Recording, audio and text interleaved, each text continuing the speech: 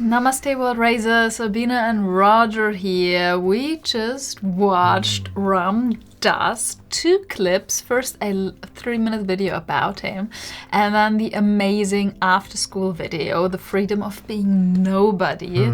After School is an incredible channel. If you haven't checked it out yet, yeah, go check it out, watch some videos.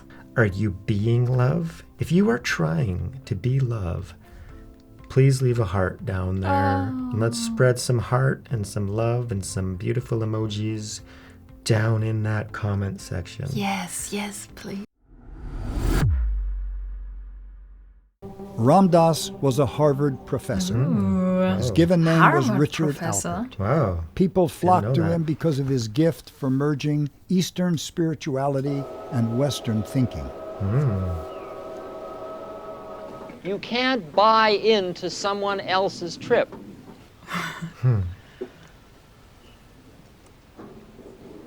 You can't go on anyone else's trip. You can only go on your own trip until you find out it's all our trip. And when we get home, we all get back with great tales of trips, except we all took the trip together. Love that. You come back into the sea of silence. Ooh, I love that. We'll now meditate.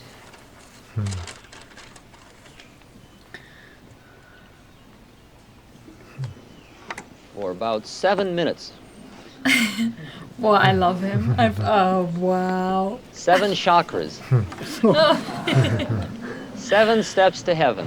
If you're not familiar with meditating, don't try to turn off any of the other sounds. Let it all go by. Just be here. Wow. Don't judge, don't try, don't stop, don't start. Just be here. It's all just enough. It's enough to know that I love you. Oh.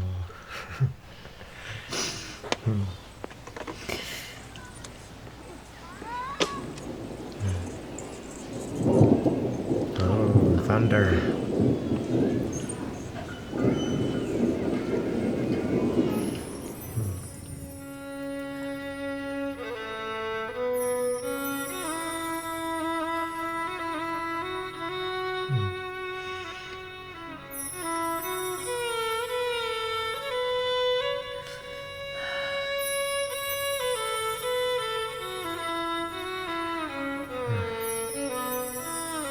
In India, Richard was taken to meet a man called Maharajji.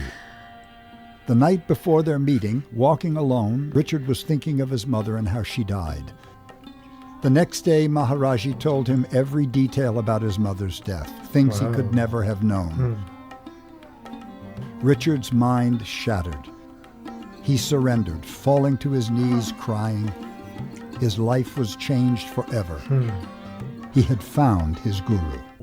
To the extent that I am anything at all, we could consider me as a separate entity, a set of predisposing characteristics, a program that is manifesting by taking a human birth at this time. I have taken a birth into a body, and that body has with it a personality.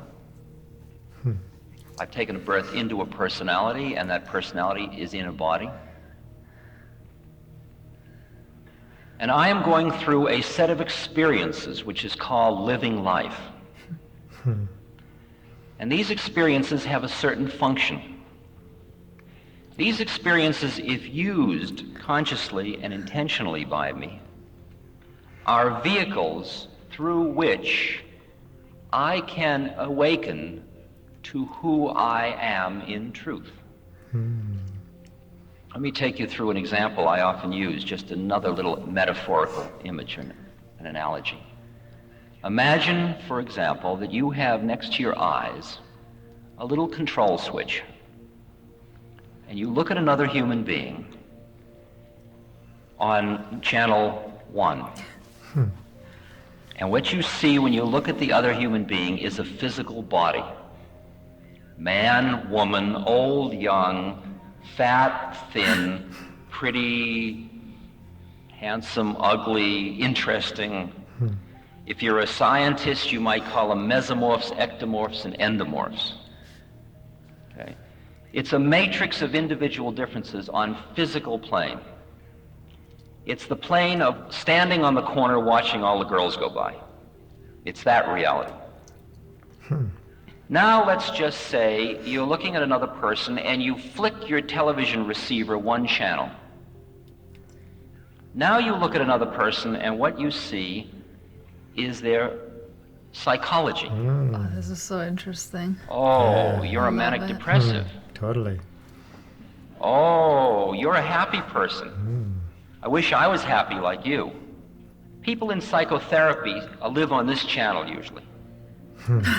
They're totally preoccupied with their own depressions, elations, fears, anxieties, loneliness, hopes, etc. And that's reality. That's the real you. And the physical body is merely the carrier of that. Well, let's flip it again. Flip it again and you look at another person, and if you are so trained to be able to see on this channel, you would say, oh, I know who you are. You're a Libra. Oh. I can tell because of the... Cool. Oh my God. You're a Sagittarius. Oh, wow. On this channel, on channel 3, there's only 12 beings in the universe in various permutations. I love it. I love it. It's you. You are now seeing what could be known as the astral identity of an individual. You're seeing another plane of reality. You're seeing another way of looking at individual differences. These are 3 ways of looking at individual differences, 3 matrices, if you will. But now you flip the dial once more. It starts to get interesting. Now if you flip the dial and look into another person's eyes, Beautiful. you flip the dial inside your own being and look into another person's eyes, what you see is another being looking back at you. Cool. Inside an astral configuration, a personality, and a body. You in there? I'm in here. How did you get into that one? And you see what the Christians call soul. You see another soul. You see another being just like you. No different, just like you, just another being. And that you see that all the individual differences are all of the stuff in which this being is encased. Now, you could almost be comfortable with that one, but we unfortunately must flick the dial a few more times. I mean, I must take you the whole journey. Yes. You flick the next dial, and what you see when you look into someone else's eyes is you see yourself looking at yourself, looking at yourself. Oh my God. Because on that plane, there is only one of it. It is one awareness that is in a multiplicity of forms. And finally, if you will allow me to flick the dial just once more, if you haven't given up completely yet, you flip the dial once more, and you disappear, and I disappear, and the dial disappears. And we're dealing with what the Buddhists call void. Or in the New Testament, before the word. Oh. That is, before the vibratory uniqueness. Emptiness. Or why God is not able to be spelled in the Hebrew religion. It's unspeakable, unknowable, unseeable, unconceivable, inconceivable. That which is not. Okay, now, of all of these channels on the television set, who are you? Which one do you want to settle for? This one. Yeah. The void. You want to be middle-aged? How about that one? No. I mean, I'm middle-aged. I guess I'm middle-aged. I have a 47-year-old body. It's like I have also a 1974 Dodge van. But you say to me, who are you? And I don't say I'm a Dodge van. Why do I choose to identify with this? Well, if I don't pick body, should I pick personality? I'm somebody on the path. That's a good one to be. I'm a curious person. I'm curious about the future. That's a good one. I'm a responsible person. Well, I'm kind of wild. I'm lazy. I'm working on myself. These are all different psychological takes of who one is. Each plane, each turn of the dial has a different statement of your identity, and each one is getting into a more and more profound place. Now when we come back to who am I, which channel are you talking about? If we start from the top and go on down into the grosser planes, I am the void who manifests as the one, who becomes the many, who has a unique set of factors to work out through a unique astral, psychological, and physical body. That's what I'm doing on Earth. Wow, he's so good. I have taken a body to do certain work. And when I finish that work, I will drop that body. Cool, past lives. We are dealing here with the issues of karma and reincarnation. Yes. Now, in the West, after the councils of Trent, Constantinople, and Nicaea, anywhere from about 200 to 500 AD, these ideas were roughly thrown out of Christianity because they didn't make the church a workable situation. Yep. Because when you had reincarnation and karma, every human being became their own priest. Because it was between you and God. Oh. For the church to keep its own control and see its function as keeping people morally living properly, it had to get rid of those concepts. Oh. Have I taken birth before? I have no experiential knowledge of that. But from where I'm sitting, undoubtedly thousands and thousands and thousands of times. Will I take birth again? Undoubtedly thousands and thousands and thousands of times. I have to tax your brain with one more difficult concept.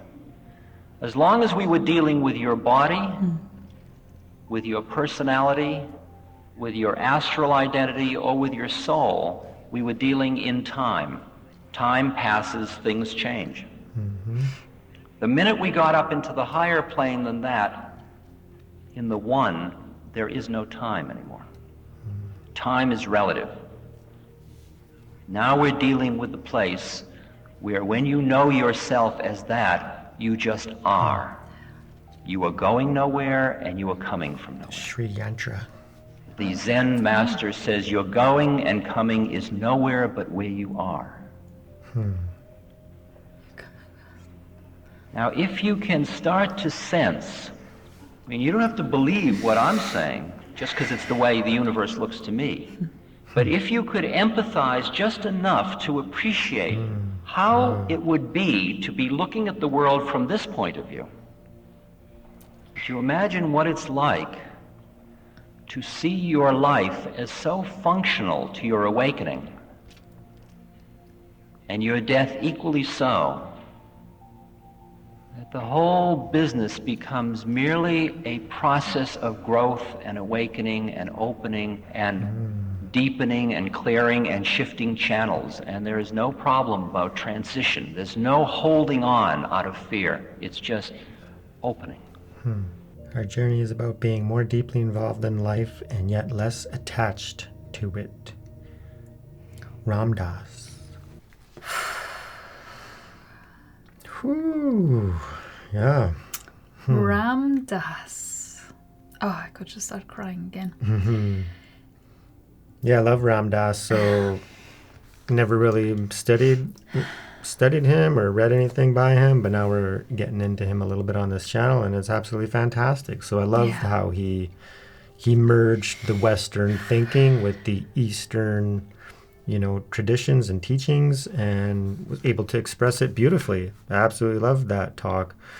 And just the introductory video that we watched, showing him, and then, leading all those people, getting him ready for meditation.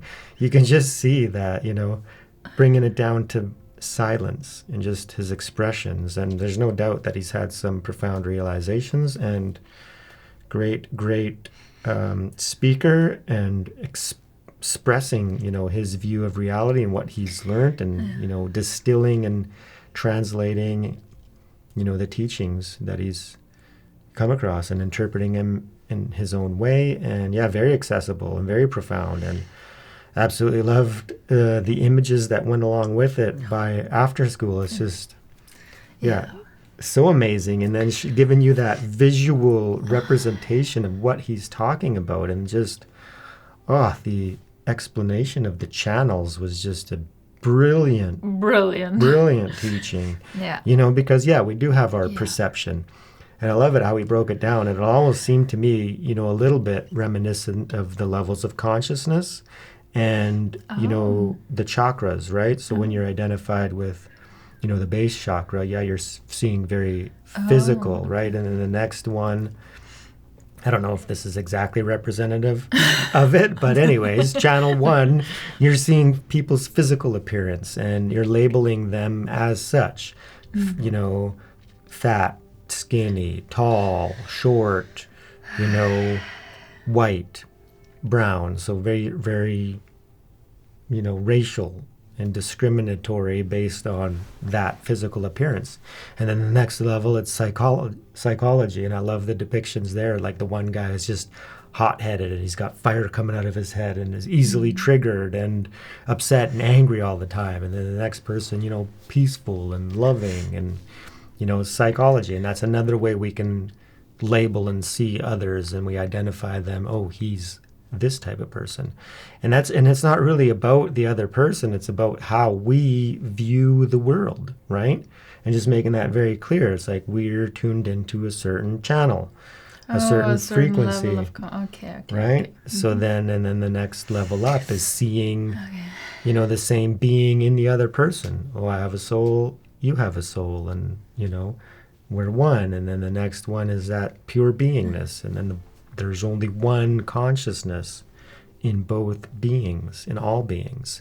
And eventually you transcend that into the ultimate, which is just, you know, emptiness. So empty of all labels, all identifications, you know, and that's just pure consciousness prior to all form, all concepts, right? And I love that example, right? So very much void, emptiness, right? And then we also learned recently, you know, Shiva, that which is not.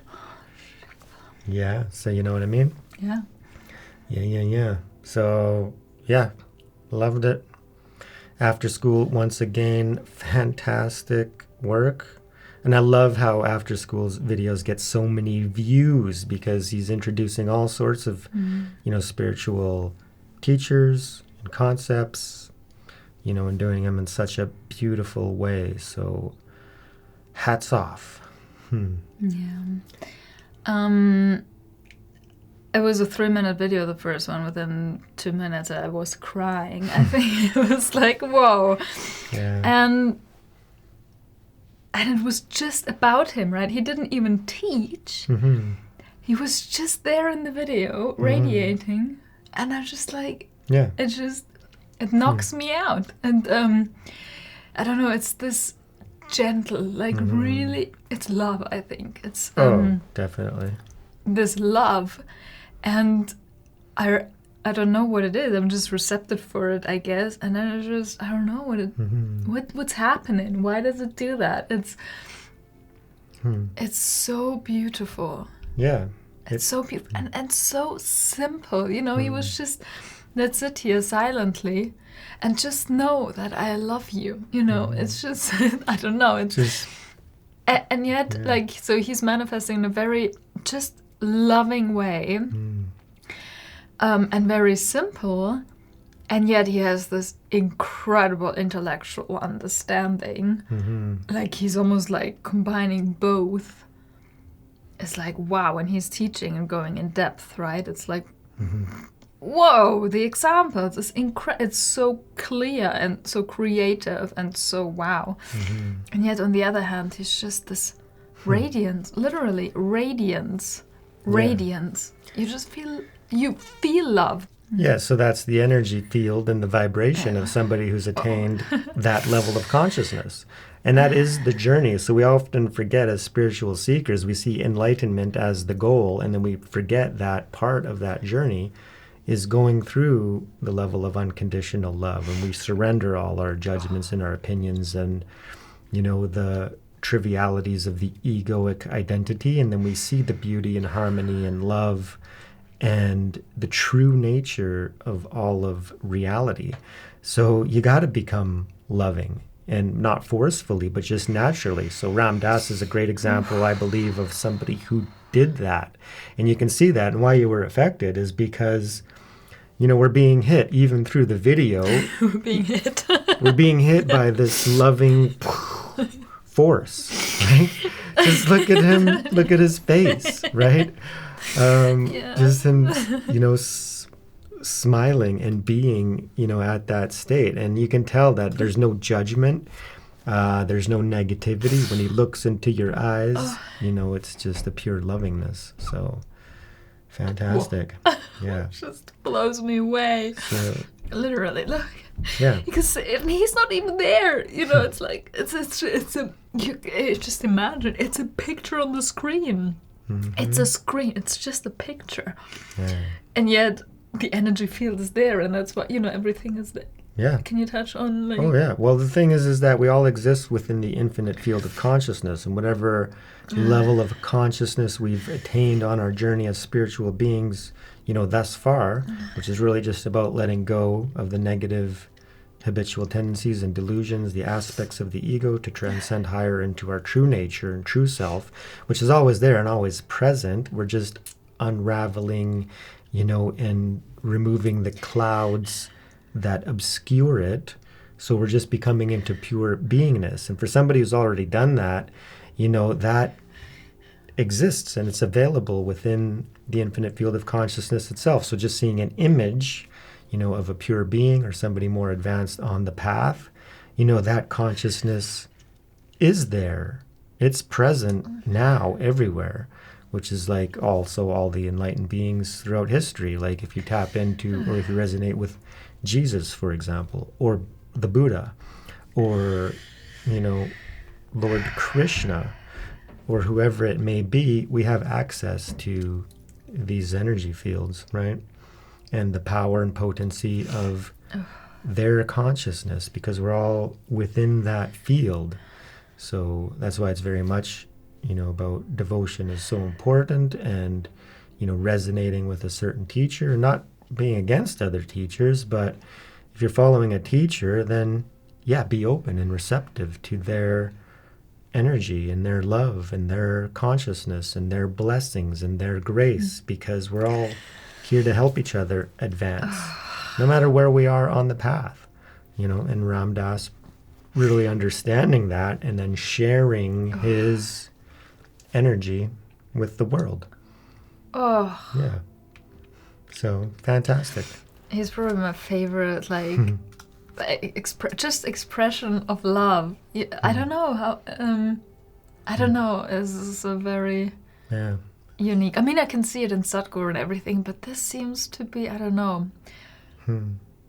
Maybe it's like his main practice, like love and beingness. Like there's different missions, right? Yeah. So for those who resonated with him, it was like, let's get into that state. Let's be the teachings, because the teachings, even Jesus Christ taught that we need to love one another. We need to surrender our judgments.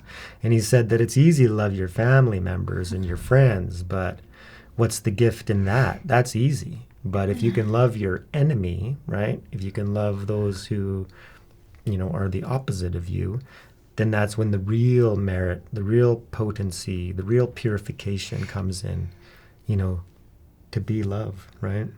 be love. Yeah. Be love. So we have to be that. And what is this instrument in front of him? No There's idea. a massive instrument in front Looks of like a him. really, really, really big guitar. Oh, God. Roger. I don't know. But it looks like he was playing it. We should find a video where he's playing that thing. Oh, yeah. Very cool. One day we're gonna watch a long video. Like there are many really long ones. Yeah. Because of time management, we didn't choose a long one. Anyways, this was fantastic. World Yogi F, thank you for, you know, reminding us again that you would like to see more Rantas on this channel. It's a real treat. It's yeah, it's just wow. And we want to see more Ram Dass on this channel now too. So don't you worry, more to come. So thank you all so much for joining us. If you liked this video as much as we did, please hit that like button. And remember to subscribe if you haven't already. Let us know what you think down in the comments. Are you being love? If you are trying to be love, please leave a heart down there. And let's spread some heart and some love and some beautiful emojis down in that comment section. Yes, please. Because the very most important thing is to be like Ram Dass and raise yourself and raise the world. Thank you so much, everyone. And a very special thank you once again to F. We love you. Peace.